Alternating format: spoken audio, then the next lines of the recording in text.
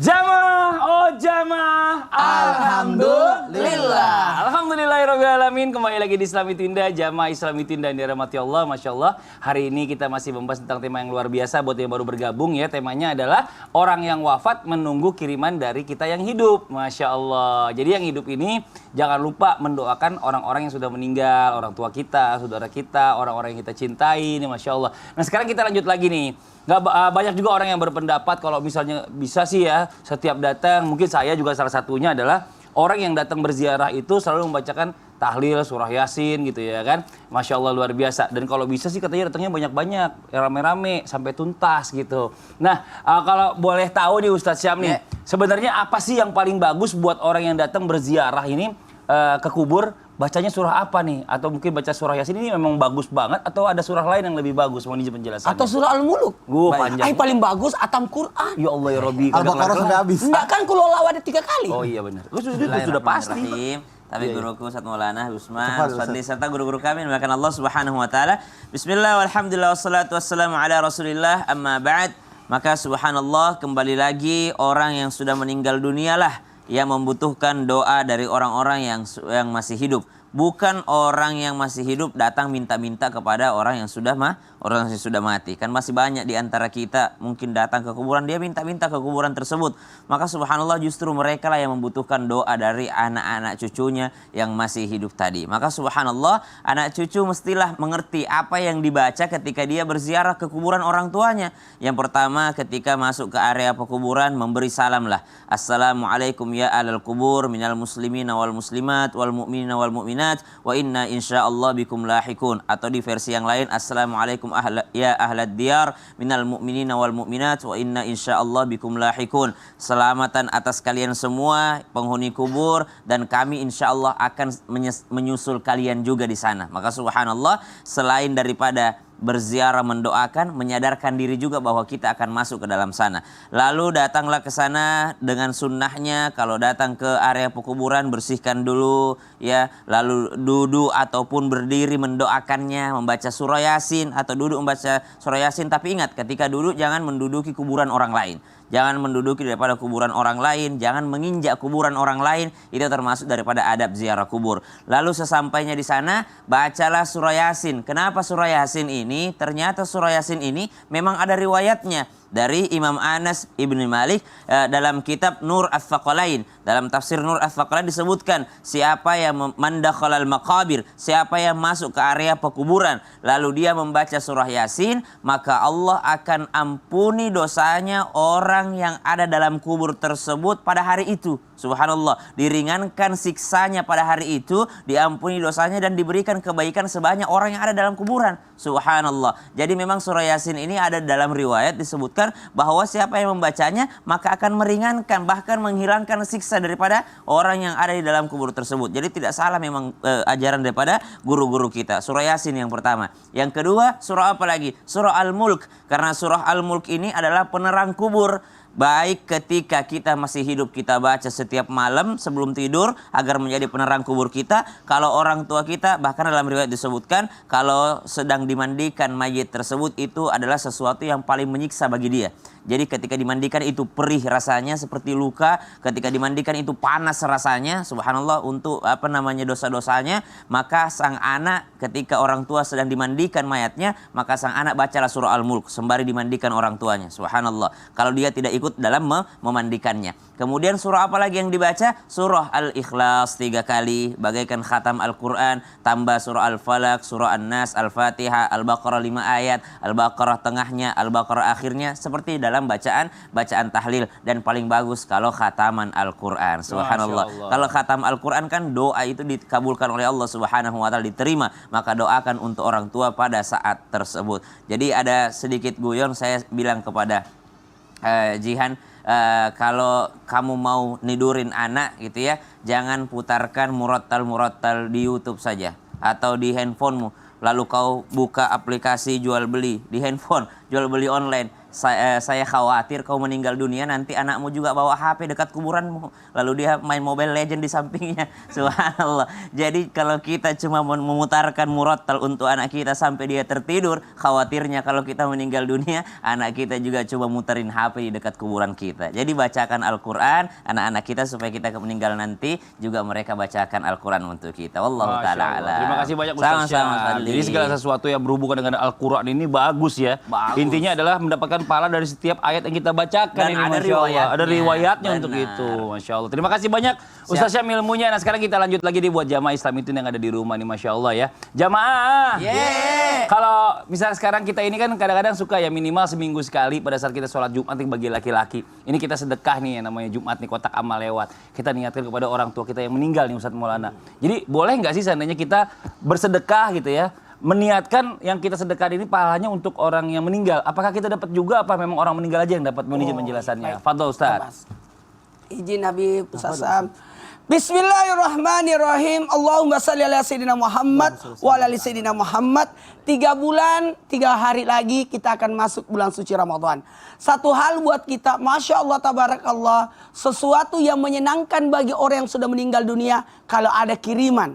Kita pun senang kalau ada kiriman bagi yang hidup, apalagi yang sudah meninggal. Pertanyaan dari Mas Fadli, bersedekah yang diniatkan untuk yang meninggal. Ketahuilah bahwa sekiranya orang yang sudah meninggal itu dibangkitkan lagi untuk diberi kesempatan untuk hidup di dunia, apakah yang akan dia lakukan? Apakah sholat? Haji? Puasa? Bukan. Tapi yang mereka akan lakukan adalah bersedekah. Bersedekah. Karena sedekah itu luar biasa. Nah pertanyaannya, kalau kita bersedekah dengan niat untuk yang sudah meninggal, bagaimana dengan kita yang bersedekah? Tetap Anda dapat pahala dan yang meninggal pun dapat pahala. Jadi sesungguhnya mereka itu dua dapat pahala. Apa ruginya kata Nabi seorang anak bersedekah dengan niat untuk pahala orang tuanya dan pahalanya tidak dibagi dua. Dia dapat, orang tuanya pun dapat. Dan ini adalah bagian daripada bakti seorang anak terhadap orang tuanya jikalau dia bersedekah dengan niat pahala untuk orang tuanya. Salah satu bakti anak ketika orang tua sudah meninggal, salah satunya adalah bersedekah dengan niat pahala untuk orang tuanya. Apalagi kan masih banyak kesempatan. Kita bisa kurban dengan niat pahala orang tua. Cuma kalau kurban tetap satu nama. Tetap satu nama. Yang diniatkan adalah orang yang sudah meninggal. Dengan ketentuan kalau kurban orang hidup bisa diambil dagingnya untuk yang berkurban. Tapi kurban orang yang sudah meninggal adalah mohon izin semuanya disedekahkan. Semuanya disedekahkan. Karena orangnya sudah meninggal. Seperti dengan orang yang mengqadha akikahnya anaknya yang tidak sempat diakikah keburu meninggal. Maka akikahnya itu memberi makan tapi dia tidak boleh makan karena anak yang diakikah sudah meninggal. Maka semuanya disedekahkan. Dalam hal ini mohon maaf tanpa menggurui hanya mengingatkan sebaiknya kalau kita bersedekah ada memang ketentuan sedekah ini yang dalam artian tidak boleh atas dua nama. Contoh orang berkurban tadi kemudian badal haji, badal umroh itu sebaiknya hari pertama kita apalagi umroh diri dulu, hari keduanya baru umroh untuk membadalkan untuk orang meninggal. Dari sini juga mohon izin ada baiknya kita bersedekah amal jariah. Wah, sedekah jariah. Yang mana itu sedekah jariah? Kita mewakafkan satu tempat, pahala wakaf ini untuk orang tua kita yang sudah meninggal. Ini mengalir terus pahalanya. Ada baiknya sosok anak menyelesaikan apanya? Wasiatnya dan sebagainya. Tapi ada juga yang paling bagus membangunkan masjid untuk orang tuanya. Pak, sedekah itu akan mengalir terus pahalanya.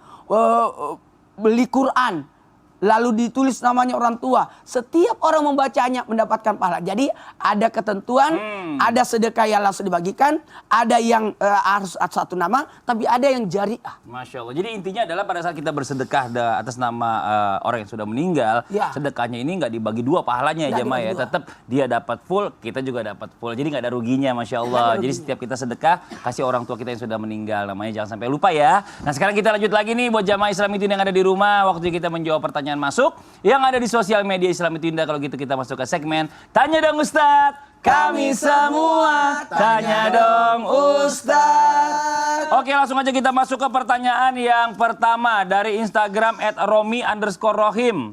Assalamualaikum Ustadz. Waalaikumsalam warahmatullahi wabarakatuh. Apabila kita melihat makam yang tidak terawat atau sudah terabaikan dan kita merawat makam dan mendoakan almarhum atau almarhumah tersebut, padahal kita bukan saudara ataupun keluarga, apakah hal ini bisa dikatakan bersedekah? Syukron Ustadz. Wassalamualaikum warahmatullahi wabarakatuh. Ustadz Syam, duduk jawab santai aja nih. Mendoakan orang lain ya yang tidak kita kenal, kalau dia sudah meninggal dunia, maka dia adalah seorang yang muslim. Bahkan ini adalah sebuah rukun dalam khutbah. Allahumma ufir lil muslimina wal muslimat wal mu'minina wal mu'minat. Ini kan kita tidak kenal semua muslim seluruh dunia. Betul. Tapi kita dimasukkan dalam rukun khutbah tersebut. Berarti mendoakan orang asing, ya kalau dia muslim, maka itu adalah sesuatu yang baik. Itu adalah bernilai sedekah. Kullu ma'rufin shadaqah. Setiap kebaikan itu adalah bernilai sedekah. Mendoakan orang lain meskipun tidak kenal, merawat kuburannya, bersih-bersih kuburannya, termasuk diantara bagian daripada sedekah. Jadi boleh saja dilakukan, dan insya Allah ketika kita mendoakan orang lain, kata malaikat, walaka mithluh, dan bagimu juga, bagimu juga, bagimu juga. Jadi masya Allah beruntung orang yang mendoakan orang lain. Masya Allah. Jadi silakan, boleh ya. Boleh. Membersihkan silakan, mendoakan silakan. Insya Allah tetap dapat pahala juga dan Masya sampai ke Allah. orangnya. Dan Insya Allah, mungkin ya. itu memang takdirnya orang Takdirnya tersebut. dia ya, Iya. Masya Allah luar biasa. Orang-orang pilihan nih, jangan-jangan nih masnya nih. Makasih banyak. Kita masuk ke pertanyaan yang berikutnya dari Instagram hamba Allah. Assalamualaikum. Waalaikumsalam warahmatullahi wabarakatuh. Keluarga saya pernah dimimpikan oleh almarhum papa yang sudah meninggal 2 tahun yang lalu. Kami awalnya mikir kalau kita lagi kangen aja dengan papa. Namun keesokan harinya mimpi itu terus datang. Ada yang bilang kalau almarhum mama itu butuh doa ya.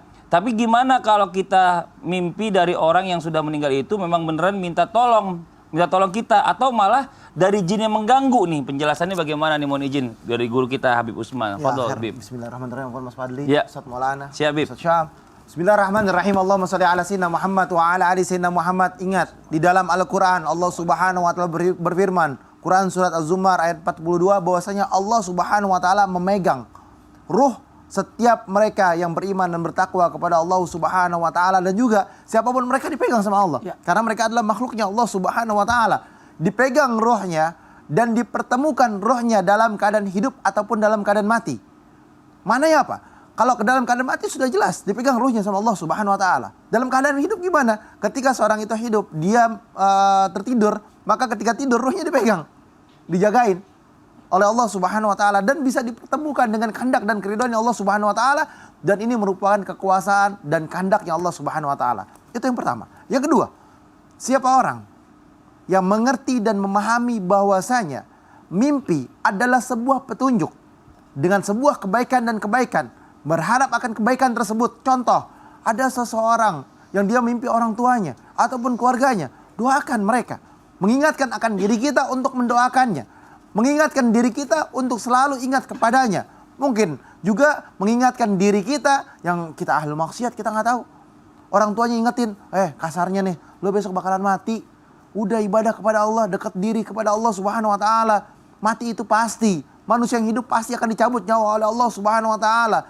Ketika dimimpikan tersebut, hamba tersebut ingat kepada Allah, bertakwa kepada Allah, minta ampunan kepada Allah akan kebaikan terhadap dirinya, apalagi dia mendoakan orang tuanya. Apalagi dia bisa membacakan Yasin, dia membacakan tahlil, dia membacakan Al-Quran, dihatamkan full 30 juz. Ini lebih bagus lagi. Setiap habis sholat, dia selalu bacakan Fatihah kepada orang tuanya. Dia doakan orang tuanya. Rabbi firli wali walidayya warhamma kama rabbayani shaghira, Rabbana atina fid dunya hasanah, dan lain sebagainya. Atau dia baca Yasin juga boleh habis sholatnya. Baca Al-Muluk, baca apa lagi, bebas, terserah. Dan juga di sini jelaskan bahwasanya sahabat Rasulullah SAW yang bernama Sabit bin Qais, yang dimana Sabit bin Qais ini perang melawan Musailamah Al-Kadzab, yang dimana Sabit meninggal dunia. Ketika Sabit meninggal dunia, maka baju perangnya itu diambil. Jadi baju perangnya itu ada yang ambil. Salah satu sahabat Rasulullah SAW juga pernah dimimpikan oleh Sabit bin Qais bahwasanya bajuku itu diambil oleh fulan, ya kan, yang tinggalnya di ujung kemah tersebut. Habis itu ditutup dengan tempatnya. Maka ini mimpi yang nyata, dibilang. Sabit bin Qais dalam mimpinya, ayo lu jangan menganggap ini bunga tidur, tapi ini benar-benar fakta. Saya wasiatkan kepada kamu, ambil itu, perintahkan Sayyidina Umar, Sayyidina Abu Bakar, atau sahabat Khalid bin Walid. Temui Khalid bin Walid karena waktu tersebut Khalid bin Walid sebagai panglimanya. Temui Khalid bin Walid dan minta geledah tempat tersebut dan ambil baju saya. Terus apa lagi? Terus nanti kalau udah sampai kembali, maka temuilah Sayyidina Abu Bakar, karena Khulafaur Rasyidin Abu Bakar. Kasih tahu sama dia, saya punya hutang piutang. Ya, punya hutang piutang, tolong dibantu untuk menyelesaikannya. Dan juga saya punya budak yang di mana budak tersebut sudah saya bebaskan. Dan ini adalah wasiat salah satunya, dan disampaikan oleh sahabat tersebut. Diperiksa sama Khalid bin Walid, ternyata ada baju pelananya. Betul terjadi. Nah, ditanya banyak para ulama yang bertanya bahwasanya apakah mimpi tersebut bisa benar atau tidak. Kita bukan sahabat Rasulullah Shallallahu Alaihi Wasallam. Jangan tiba-tiba saya mimpi nih Ustaz Maulana udah meninggal. Saya kasih tahu anaknya, Ustaz Maulana kasih saya semua hartanya misalkan. Ya kan? Nah kan ini kan nggak benar. Ini sebuah fitnah. Misalkan. Kan misalkan. Kita kan harus bilang kan Paham nggak? innalillahi wa inna ilaihi Kita raji'un. bukan sahabatnya Rasulullah. Kita bukan siapa-siapa. Jadi ini berbeda zaman sahabat dengan zaman kita. Pahami daripada hikmah tersebut dengan tujuan cari keberkahan di dalamnya. Masya Bukan Allah. datang-datang tiba-tiba saya mimpi Ustaz Maulana udah meninggal ceritanya. Ketemu sama Ustaz Maulana. Ya kan Ustaz harta Maulana. semua Ustaz Maulana kasih sama saya. Waduh. Kan itu kan nggak benar mimpi. Pertanyaannya Bib, kenapa contohnya Ustadz Maulana sih Bib? Kayak yang paling tua di sini kan saya. Lu aja temennya gitu ya kan. Makasih banyak Bib atas penjelasannya. Tapi ngomong-ngomong, itu dong bantuin teman saya bayar utang. Lah, dia ngutang. Ngapain saya yang bantuin temannya Mas Padli? Soal- Kan temen dirimu. Enak aja. Ustadz Maulana kan baru panen itu, pohon jati. Pohon jati baru laku.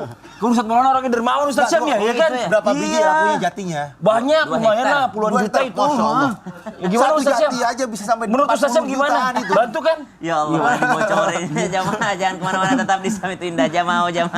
Alhamdulillah. Ustaz, di mana punya jatinya? Di mana?